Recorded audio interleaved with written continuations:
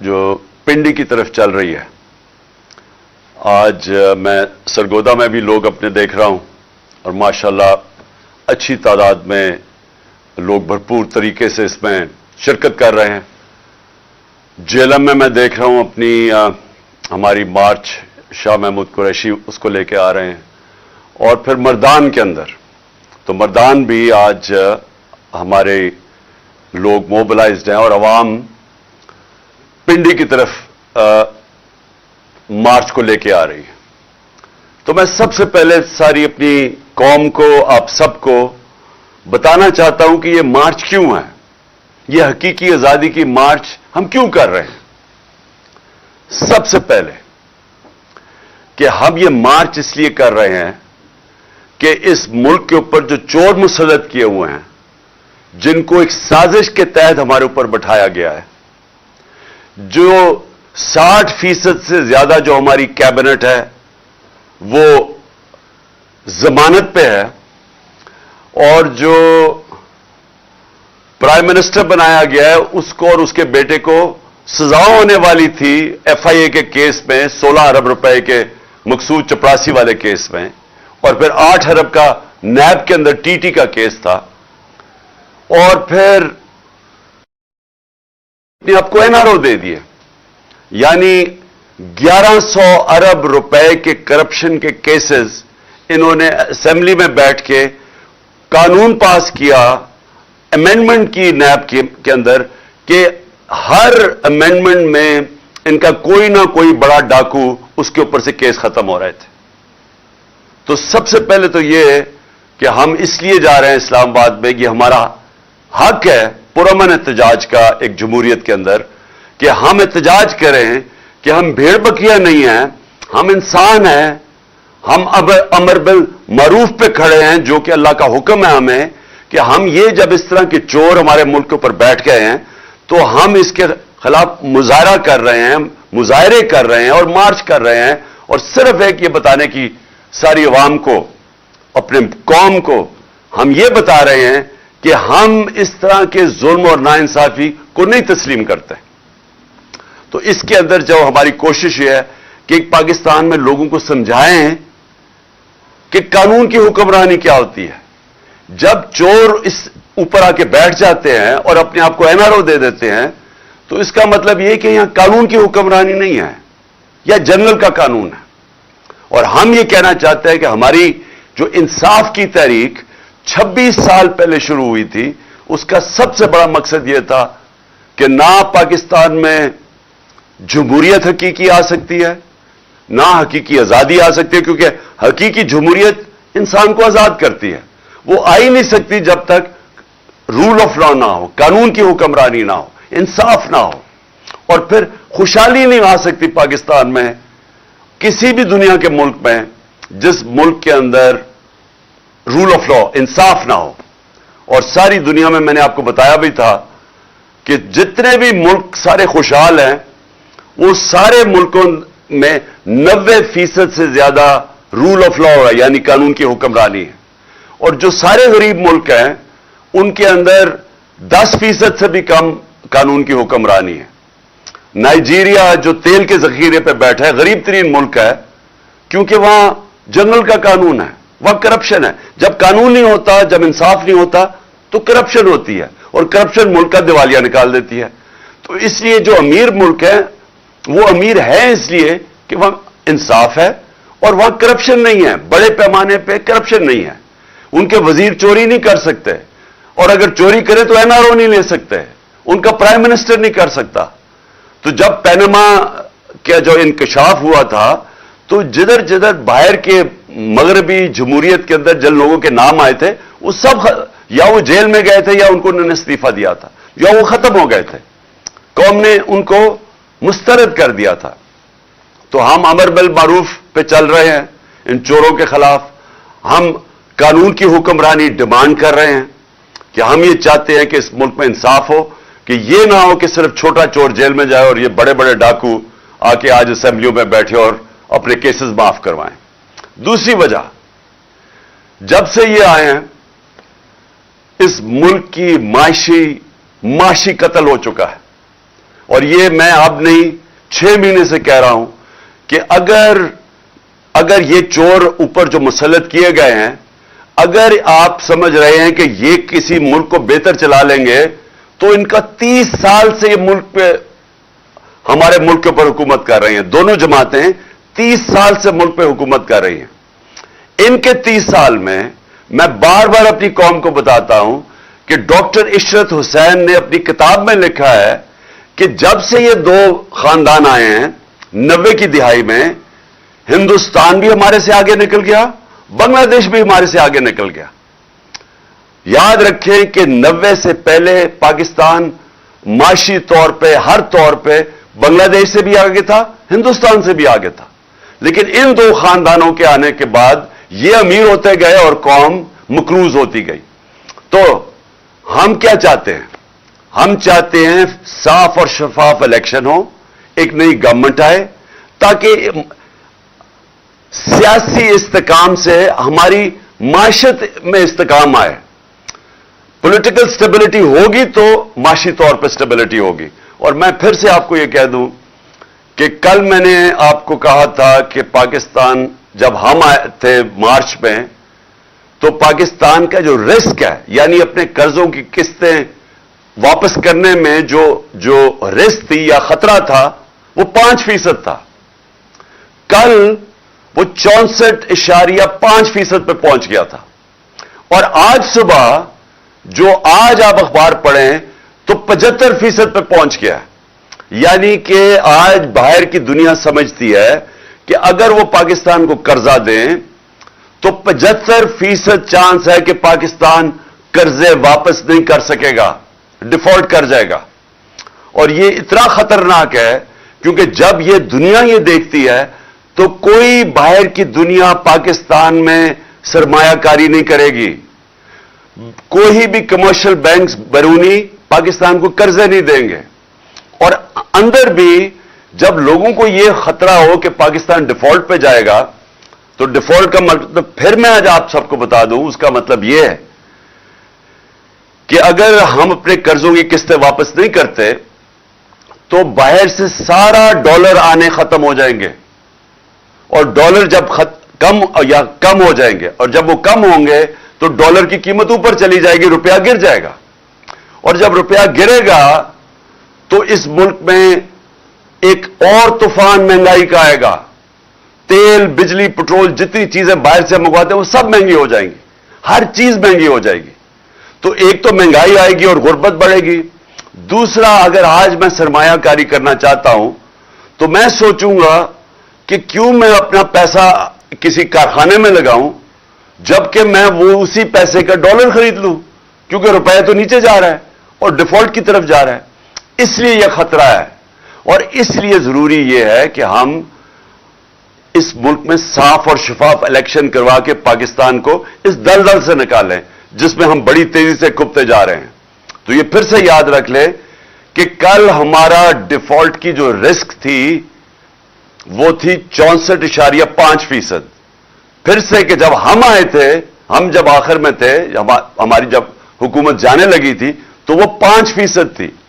کل 64.5% پہ تھی اور آج 75% پہ ہے. کہ اور لوگ سمجھ رہے ہیں کہ پاکستان کی معیشت ڈوبتی جا رہی ہے اور وہ اس میں اتنی طاقت نہیں کہ اپنے قرضوں کی قسطیں واپس کر سکے. تو اس لیے بھی اس ملک کو نکالنے کے لیے ایک ہی راستہ ہے، الیکشنز. اور ہمیں پتہ ہے کہ الیکشنز کیوں نہیں ہوں گے جلدی، کیونکہ نواز شریف خاص طور پہ اور زرداری دونوں ڈرے ہوئے ہیں کہ اگر آج الیکشنز ہوں گے تو یہ ہار جائیں گے. تو انہوں نے جو بائی الیکشنز ابھی ہوئے ہیں تو 75% بائی الیکشن تو تحریک انصاف جیت گئی ہے. اس کے باوجود کو ان کو پوری مدد تھی الیکشن کمیشن کی، ان کو پوری مدد تھی اسٹیٹ مشینری کی، ان کو مدد تھی اسٹیبلشمنٹ کی، اس کے باوجود یہ ہار گئے. تو آج یہ ڈرے ہوئے ہیں کہ اب الیکشن میں ہم کیسے جائیں. لہذا اپنے آپ کو بچانے کے لیے یہ ملک کو تباہی کی طرف لے کے جا رہے ہیں. اور میں اس لیے کہتا ہوں کہ ان دو لوگ اور خاص طور پہ نواز شریف جو باہر بیٹھا ہوا ہے، اتنا اہم پوزیشن جو اس ملک کی نیشنل سیکیورٹی کے لیے ہے کہ ملک کا آرمی چیف، اس کی تعیناتی، یہ دو نااہل ہیں اس چیز کے لیے، کیونکہ ان کے مفادات پاکستان کے مفادات سے نہیں ملتے۔ نواز شریف تو باہر بیٹھا ہوا ہے، پیسے باہر ہیں، بچوں نے برطانیہ پاسپورٹ لے لیا ہے، ان کی بڑے بڑے محلات ہیں، ان کی بزنسز باہر ہیں۔ کتنا ہے کہ کتنی فکر ہوگی اس کو پاکستان کی کہ میں اتنے اہم عہدے میں میرٹ پہ فیصلہ کروں۔ اس نے میرٹ میں زندگی میں کبھی فیصلے نہیں کیے، اور لہذا ہم یہ سمجھتے ہیں کہ یہ بڑا اہم ٹائم ہے پاکستان میں، اس میں فیصلے میرٹ پہ ہونے چاہیے، اور خاص طور پہ آرمی چیف کے۔ اور میں یہ اب دیکھ رہا ہوں کہ حکومت نے فیصلہ کیا کوئی آرمی ایکٹ کے اندر تبدیلی لانے کے لیے۔ میں ان کی تو بات نہیں کر رہا جنہوں نے لگنا ہے، میں تو ان کی بات کر رہا ہوں جو لگانے والے ہیں۔ میں تو ان کی بات کر رہا ہوں جنہوں نے آج تک صاف نیت سے اس ملک میں کوئی کام کیا ہی نہیں ہے، جنہوں نے آج تک سوائے کہ پیسہ بناؤ کیسے، چوری کیسے کرو اور پھر اس کو بچاؤ کیسے، NRO کیسے لو، ان کا سارا وہ فوکس ہے۔ ان کی جتنی بھی اپوائنٹمنٹس ہوتی ہیں وہ اسی نظر سے ہوتی ہیں کہ ان کو ذاتی فائدہ کیسے ہو سکتا ہے۔ تو اگر یہ فیصلہ کر رہے ہیں اور آرمی ایکٹ میں چینج لے کے آ رہے ہیں، مجھے خطرہ یہ ہے کہ یہ اپنے آپ کو اپنے مفادات کے لیے، یا یہ سمجھتے ہیں کہ ہمیں فائدہ اس میں یہ اداروں کو نقصان پہنچا رہے ہیں۔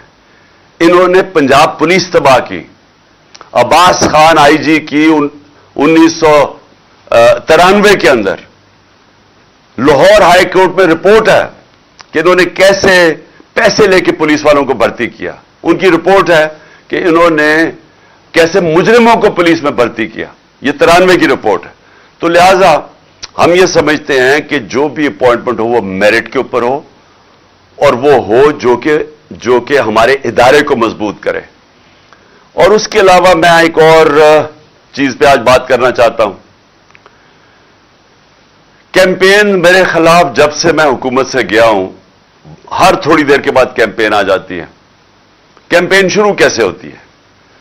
نون لیگ اور جیو اور جنگ گروپ مل کے یہ کیمپین بناتے ہیں، اس کیمپین کو اٹھا کے پھر یہ الیکشن کمیشن کے پاس لے کے جاتے ہیں۔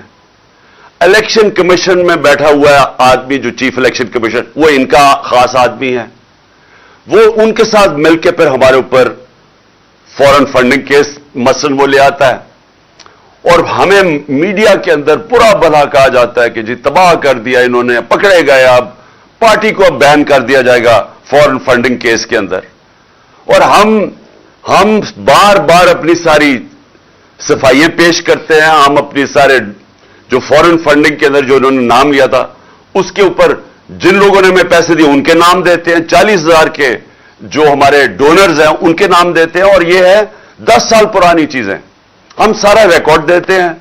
اس کے باوجود وہ کوئی نہ کوئی چیز اٹھاتے ہیں، FIA کو ہمارے اوپر چھوڑ دیتے ہیں، کسی طرح ثابت کرنے کی کوشش کرتے ہیں کہ انہوں نے کوئی غلط کام کیا۔ تھوڑی پہلے پروپیگنڈا کرتے ہیں، پھر کہتے ہیں کہ جی پھر پتہ چل رہی ہے یہ فورن فنڈنگ تو تھی نہیں، اب جی پروہیبٹو فنڈنگ آ گئی ہے، اور اس کے بعد وہ کیس اپنے پاس رکھ لیتے ہیں۔ تو پہلے تو وہ چلتا رہتا ہے، اور پھر یہ توشہ خانہ سے ہم نے آ جاتا ہے، وہی الیکشن کمشنر اس کو اٹھا دیتا ہے۔ یہ نہیں پتا کہ نیب کے اندر کیس پڑے ہوئے ہیں نواز شریف، یوسف رضا گیلانی اور آصف زرداری کے۔ 4 گاڑیاں انہوں نے نکالی، 4 بڑی بڑی مہنگی گاڑیاں توشہ خانہ سے نکالی، وہ نیب میں کیس ہے، اور کب ہے؟ 10 سال پرانا کیس ہے، اور وہ کیس پڑا ہوا ہے، ان کو کوئی نہیں پوچھتا، وہ بالکل غیر قانونی ہیں، کیونکہ آپ گاڑی نکال ہی نہیں سکتے توشہ خانہ سے۔ مجھے بھی ایک گاڑی ملی تھی، آپ نکال ہی نہیں سکتے، اور جو نکال سکتے چیزیں اس کا ریکارڈ ہوتا ہے، آپ پیسے جو بھی اس کی فارمیلٹی ہوتی ہے۔ اب انہوں نے توشہ خانہ اٹھایا ہوا ہے، میرے وکیل نے ان کی ساری چیزیں آیا، ایک ایک چیز کا جواب دیا۔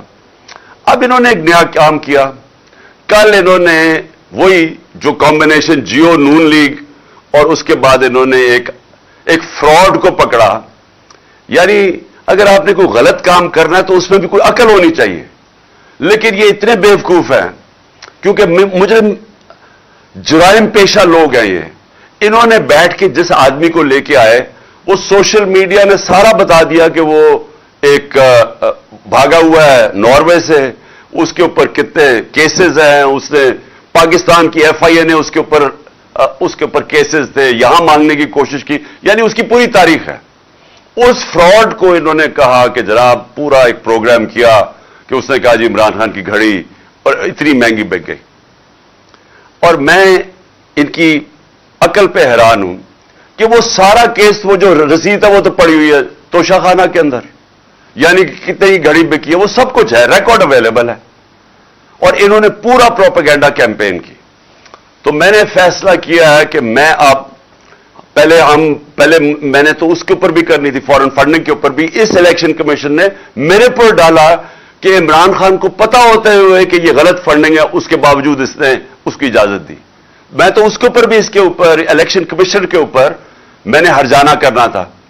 لیکن میں آج افسوس سے یہ کہنا مجھے پڑتا ہے کہ ہمارا جو انصاف کا نظام ہے اس میں مجھے امید نہیں ہے کہ مجھے کوئی ملے گا, انصاف ملے گا.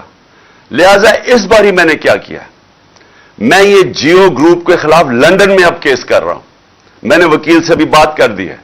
میں اس کے اوپر لندن میں کیس کروں گا, اور وہ اس لیے کروں گا کہ میں وہاں لندن میں ہماری رجسٹرڈ چیریٹیز ہیں جس کا میں سربراہ ہوں, نمل یونیورسٹی اور شوکت خانم کی.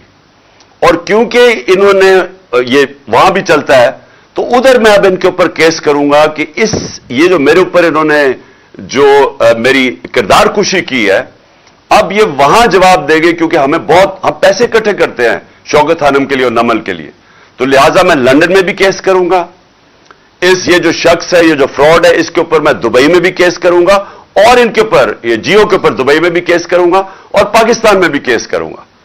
اور میں نے فیصلہ کیا ہے کہ اب ہم ان کو اس لیے عدالت میں لے کے جائیں گے کہ ہم ثابت کریں گے کہ ان کا جو طور طریقہ ہے, یہ جو جیو گروپ ہے, یہ اس ملک کے اندر پروپیگنڈا کرتا ہے. یہ جو جیو گروپ ہے اس کا مقصد اس ملک کے اندر آزادی صحافت نہیں ہے. یہ اس کو اپنے میڈیا گروپ کو استعمال کرتا ہے, یہ ایجنڈاز کے لیے استعمال کرتا ہے. یہ جو انہوں نے آدمی کو پکڑا اور جو دبئی میں یہ جو سارا دبئی سے اور یہ جو پروگرام کیا ہے, اگر یہ دیانتداری سے صحافت کرتے تو ان کو پتا تھا کہ یہ فراڈ آدمی ہے. کبھی ایک آدمی, جس آدمی کی کریڈیبلٹی کوئی نہیں ہے, اس سے تم 10 دفعہ سوچتے ہو کہ اس سے ہی آپ اس کے نام پہ یہ پروگرام کر رہے ہو. تو اگر آپ ایمانداری سے صحافت کرتے, آپ کبھی ایسے گواہ کو نہیں لیتے. لیکن انہوں نے اس کو پوری طرح اس پروگرام کو ایسے بنایا اس گواہ کو کہ جیسے واقعی یہ سچ ہے. تو اس لیے اب مجھے کم از کم برطانیہ کی عدالت کو تو مجھے پتا ہے, کیونکہ میں نے وہاں ایک کیس لڑا ہوا ہے. اور مجھے اتنا بھی پتا ہے کہ 2 ہمارے لوگوں کے اوپر جب انگلیاں اٹھائی گئی, اور اس میں سے ایک ہمارا جو وزیر تھا اس نے لندن میں جا کے انصاف لیا. تو میں بھی انشاءاللہ ادھر اب ان کے اوپر کیسز کروں گا, تینوں جگہ کے اوپر. اور میرا جو آخر میں جو میری پھر سے اپنے سپریم کورٹ کے چیف جسٹس صاحب سے بڑی ریسپیکٹفلی, آنریبل چیف جسٹس سے پھر میں اپیل کرتا ہوں کہ 5ویں دن ہو گیا ہمارے سینیٹرز اور ہمارے پارلیمنٹیرینز کوشش کر رہے ہیں کہ کیس ہمیں انصاف ملے. اور انصاف کسے ملے کہ اگر پاکستان کا جو نمبر 1 انویسٹیگیٹو جرنلسٹ ارشد شریف, اس کے لیے ہمیں انصاف چاہیے. کیونکہ جو بھی ہوا پتہ چلانا چاہیے کہ کس نے دھمکیاں دی اور اس کو باہر بھجوایا, کیوں اس کی جان خطرے میں تھی, یہ کون سا اتنا بڑا ملک سے غداری کر رہا تھا کہ اس کی جان خطرے میں اور اس کو ملک سے باہر جانا پڑے. اور پھر کس نے پھر اس کوشش کی دبئی سے ان کو واپس لانے کی, تو اس کو کینیا جانا پڑا.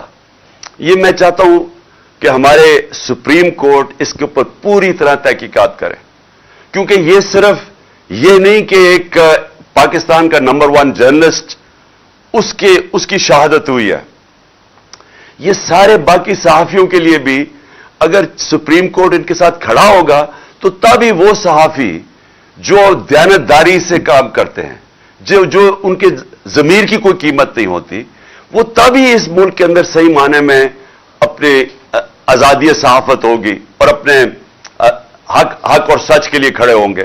تو اس لیے میں سب سے پہلے تو یہ اور پھر سے میں اعظم سواتی کا کہتا ہوں کہ یہ پاکستان کا سینیٹر ہے. ایک ملک کے سینیٹر سے اگر یہ ہوتا ہے جو اعظم سواتی سے ہوا ہے, اور یہی نہیں کہ جو اس کے اوپر تشدد کیا گیا اور ایک ٹویٹ کے اوپر. اور میں یہ دیکھ رہا تھا کہ اسلام آباد ہائی کورٹ میں ایک جج صاحب نے یہ کہا ہے کہ ٹویٹ کے اوپر آپ کسی کو بھی یہ نہیں کہہ سکتے کہ ملک میں کوئی بغاوت کرنے جا رہا ہے. یعنی اس نے بڑا اچھا میں داد دیتا ہوں کہ بڑا اچھا بیان دیا ہے. تو اس سے جو ہوا ہے ایک ملک کے سینیٹر سے, اور جس طرح پھر وہ جو ان کی وائف کے ساتھ جو ان کو ویڈیو بھیجی گئی ہے, یعنی اس طرح کی چیز اگر ہماری سب سے بڑا جو آخری جو لاسٹ ریزورٹ والا انصاف لینے والی جگہ سپریم کورٹ, اگر ہمارے چیف جسٹس صاحب سپریم کورٹ اس طرح کے اعظم سواتی جیسے آدمی کو, ایک سینیٹر کو, ایک نمبر 1 جرنلسٹ کو, اور پھر تیسرا ملک کا ایکس پرائم منسٹر, سب سے بڑی پارٹی کا جو سربراہ ہے, اگر ہمیں انصاف نہیں ملے گا تو اس کا مطلب تو اس ملک میں کسی کو تو اور کوئی چانس ہی نہیں ہے انصاف ملنے کی. عام آدمی تو کوئی سوچ بھی نہیں پھر سکتا کہ طاقتور کے سامنے جب وہ کھڑا ہوگا تو اسے انصاف ملے گا. تو یہ ایک ملک کے ڈیفائننگ مومنٹس ہیں, فیصلہ کن وقت ہے ہمارے ملک کا. اور اس لیے ہم ریکویسٹ کرتے ہیں کہ اس ملک کو حقیقی طور پہ آزاد کریں, انصاف دے کے. انصاف دیں گے ہی تو قوم آزاد ہوگی. جب میرے پاس حقوق ہوں گے تو وہ مجھے آزاد کرے گا. یہاں کے جو پاکستانی باہر جاتے ہیں کام کرنے کے لیے, اور میں نے اپنی آنکھوں سے دیکھا ہے, برطانیہ کے اندر 50 سال پہلے میں نے دیکھا مزدور پاکستان سے گئے کام کرنے کے لیے, لیکن کیونکہ وہاں انصاف کا نظام ہے, حقوق ان کو تحفظ دیتا ہے, کیونکہ وہاں لوگ آزاد ہیں. ہمارے پاکستانی وہاں زیادہ آزاد ہیں, نچلے طبقے کے لوگ وہاں زیادہ آزاد ہیں کیونکہ پروٹیکشن ہے. دیکھتے دیکھتے کہاں سے کہاں پہنچ جاتے ہیں, وہ خوشحال ہو جاتے ہیں, وہ ان کے بچے کوئی ڈاکٹر بن جاتا ہے, کوئی کچھ بن جاتا ہے, کیونکہ جو معاشرہ ہے وہ موقع دیتا ہے لوگوں کو اوپر آنے کے لیے, کیونکہ وہ انصاف دیتا ہے, وہ لوگوں کے حقوق کی حفاظت کرتا ہے. تو پاکستان میں بھی وہ وقت ہے کہ ہم اس ملک کو اب ایک آگے لے کے جائیں. یعنی یہ جو مشکل آج کل دور ہے اور یہ جو چور اوپر مسلط ہے, اس میں سے جو اس اندھیری رات میں سے یہ جو روشنی اب یہ ہے کہ شاید ہمارا انصاف کا نظام کام کرنا شروع کر دے, شاید ہمارا انصاف کا نظام کمزوروں کو تحفظ دے دے جب وہ طاقتور کے سامنے کھڑے ہوتے ہیں. اور یہی میں ہمیشہ کہتا ہوں کہ ہمارا ملک اسلام کے نام پہ بنا تھا. عظیم نعرہ تھا پاکستان کا, مطلب کیا, لا الہ الا اللہ, کہ وہ لا الہ الا اللہ جو انسان کو آزاد کرتا ہے, کہ جب وہ سوائے اللہ کے انسان جب کسی کے سامنے نہیں جھکتا وہ انسان آزاد ہو جاتا ہے. اور پھر جو قانون ہوتے ہیں اسی لا الہ الا اللہ کا جو فلسفہ ہے وہ پھر انصاف اور عدل اور انصاف کے قانون وہ پھر انسان کو پروٹیکٹ کرتے ہیں, آزاد کر دیتے ہیں. تو ابھی تک تو انصاف نہیں ملا اس ملک میں لوگوں کو, اور اسی لیے ہم آگے نہیں بڑھ سکے, اس لیے ہم مقروض ہیں, اس لیے ہم دنیا میں باہر قرضے مانگتے پھرتے ہیں, اس لیے آج یہ جو 75% پاکستان کی اب رسک فیکٹر بن گیا ہے کہ ہم اپنے قرضے نہیں واپس کر سکتے. تو یہ وجہ یہ نہیں ہے کہ ملک میں وسائل کی کمی ہے, وجہ نہیں ہے کہ ہمارے لوگ ٹیلنٹڈ نہیں ہیں, یہ باہر جا کے بڑے بڑے کام کرتے ہیں. وجہ یہ ہے کہ پاکستان کے اندر حقیقی آزادی نہیں ہے, کیونکہ عدل اور انصاف نہیں ہے. تو اس لیے چیف جسٹس صاحب ساری قوم آپ کی طرف دیکھ رہی ہے, اور میں اور قوم کو آج کہتا ہوں کہ انشاءاللہ آپ سب نے تیاری کرنی ہے پنڈی کی, اور میں 1 یا 2 دنوں کے اندر آپ کو بتا دوں گا کہ وہ کون سا دن ہے جب ہم سب پہنچیں گے پنڈی, اور انشاءاللہ پھر وہاں جا کے اگلا اپنا پلان ہم کریں گے. لیکن جو بھی ہمارا پلان ہوگا وہ پرامن ہوگا, وہ آئین کے بیچ میں ہوگا, ہم کسی قسم کی قانون کی خلاف ورزی نہیں کریں گے, ہم ساری وہ چیزیں کریں گے جو کہ ہمارا آئین ہمیں اجازت دیتا ہے. پاکستان